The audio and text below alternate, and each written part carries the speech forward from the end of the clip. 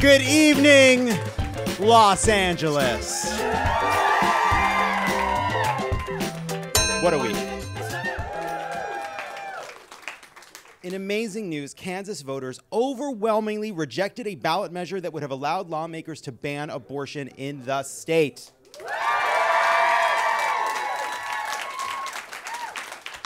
Next time I fly over you, Kansas, I'm gonna give you a thumbs up.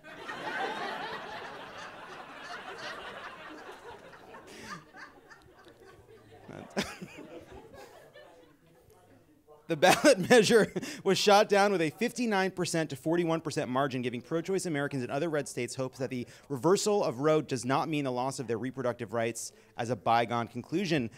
That's like 2 weeks of good news in a row, all right? What is this feeling? Is this how Ben Shapiro feels all the time?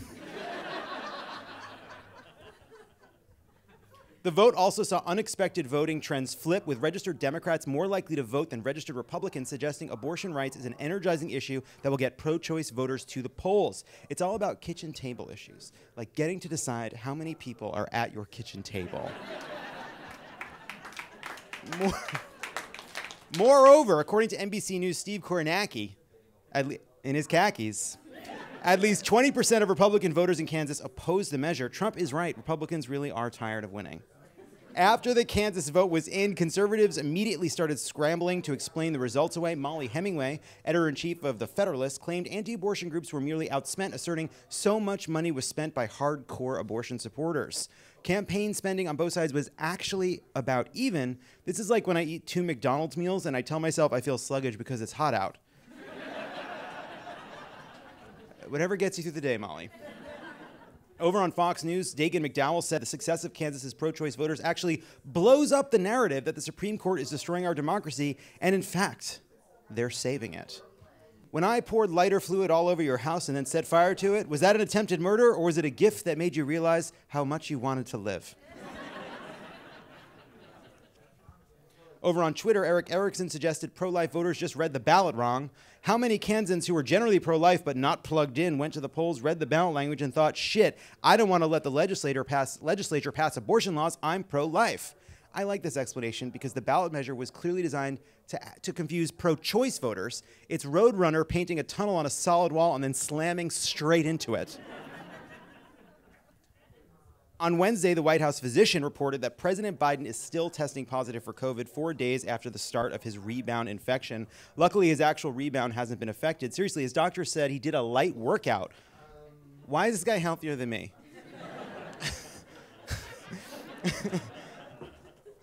I played Portal 2 on my Switch, and I had to take like several naps. Biden killed Ayman al-Zawahiri. What the fuck?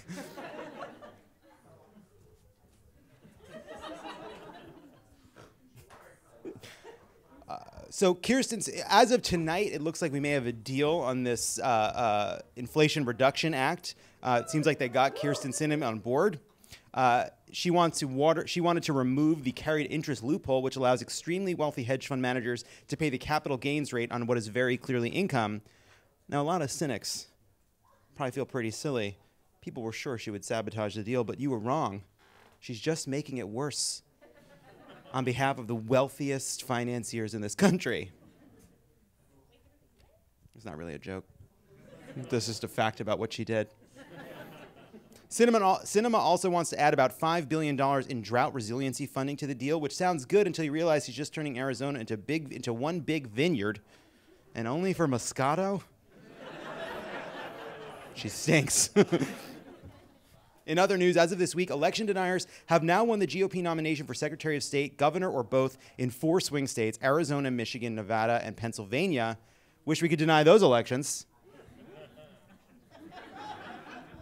Eric Schmidt landed the GOP nomination for Senator in Missouri, defeating disgraced former Governor Eric Greitens. Donald Trump finally announced his endorsement the day before, urging Missourians to vote for Eric, even though there were 3 Erics. Both leading Erics immediately claimed the endorsement for themselves. Look, I've had my disagreements with Donald Trump, but dropping an endorsement into a cage of 3 terrible Erics is pretty good. It's really one of the dumbest things we've ever seen that actually could happen in politics. He really did it on purpose. He said, I choose Eric, and they both said he means me, and never his son. He never chooses Eric. Really good point, thank you. Michigan Representative Peter how do you say, it's Meyer. You're from Michigan. Oh, hi. We don't claim that man. You don't claim him? No. None of them. All right. Michigan Representative Peter Meyer, one of the 10 Republicans who voted to impeach Trump, lost his primary to Trump-endorsed candidate John Gibbs, who backed the big lie. Adam Kinzinger lambasted the Democratic Congressional Campaign Committee for the disgusting decision to spend roughly $500,000 on a pro-Gibbs ad, a calculated attempt to meddle in the hope of midterm success this fall. Fortunes favor the bold, baby. No pain, no gain. Got to boost the Gibbs to elect some libs. said Kinzinger. Don't keep coming to me asking where are all the good Republicans that defend democracy, and then take your donors' money and spend $500,000 promoting one of the worst election deniers that's out there. Look, he doesn't not have a point. But come on. Adam isn't running for re-election because his vote to impeach Trump made him a pariah in a radicalized GOP. The DCCC didn't create that base. It's just waving a big red cape in front of it. Is that dangerous? Sure. Will we get gored? Maybe.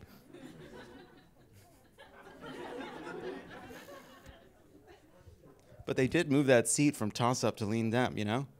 You know, you got to take some chances out there. I don't know. Let's push our chips forward. It's just a classic, I hope it works, you know? Well, I hope it works. If we win, it worked. What if we win, keep the House by 1 seat? Because we got this, you know, principal person out of the way. It's not our fault their base is monstrous. That's the whole thing. It's like, these people went to the polls and they voted for these fucking maniacs all across the country. And they didn't just do it in this one district where the DCCC ran an ad. Everywhere you go, there's no greater moral failing on earth than winning a Republican primary in 2022. No sign of a more broken person than getting through that fucking hellfire maze nightmare of monsters asking you, like, how hard will you be on the... All right, I have to tell you all something. I got some lingering COVID fatigue. It's okay. It's okay. I'm gonna just, it's okay.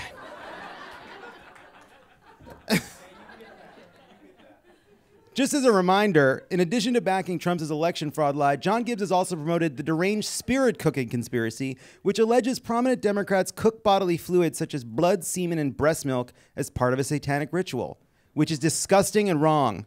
It's a smoothie.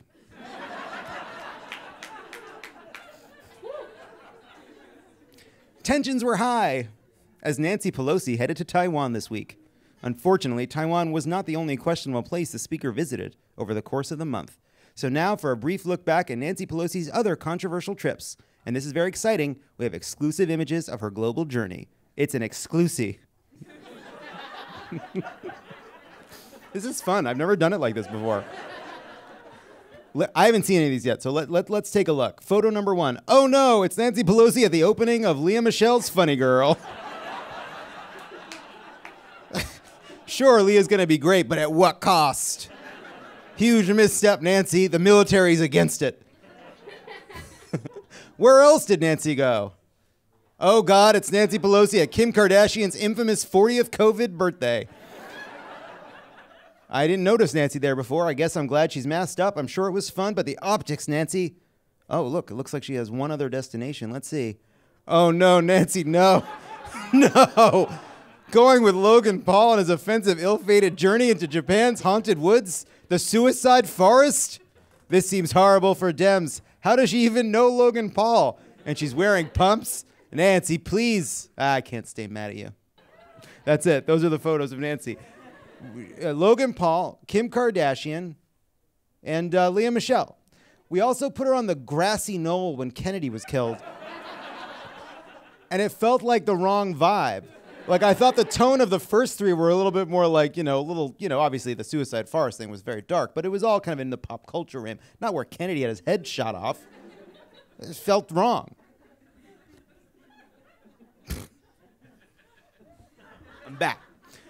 During his defamation trial, the lawyer for the parents of a Sandy Hook victim revealed in court that Alex Jones's attorney had accidentally emailed him a digital copy of every written digital communication Jones has sent for the last 2 years. News that shocked both, it's amazing. News that shocked both the InfoWars host and his counsel. Asked the lawyer, "Do you know what perjury is? Is that when the lizard people are trans?" Responded Jones. I blew it. Let's pretend, let's do it one more time, but this time you're gonna react like you did the first time, but when I say it right. Just imagine, act. "Is that when the lizard people are trans?" responded Jones. Oh, you hammed it up. You hammed it up, and I love it. Thank you. Thank you. The judge also had to remind Alex Jones several times not to Alex Jones all over her courtroom.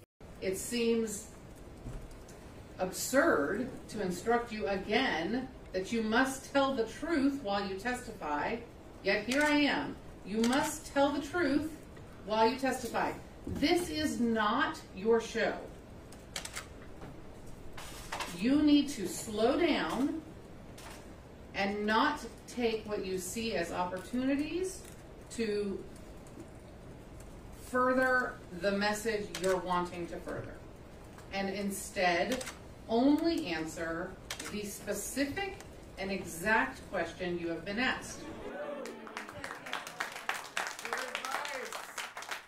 It's there's something that happens when these kinds of right-wing figures, when the gears of our justice system just catches just a little bit of their shirt or just a little bit of their pants and starts pulling them in. And then then those gears are going to keep going. You can't stop it with television. You can't stop it by talking to Sean Hannity. You can't stop it by asking you can't with a donor email. Once those gears get on your shit, you just get grinded, you know?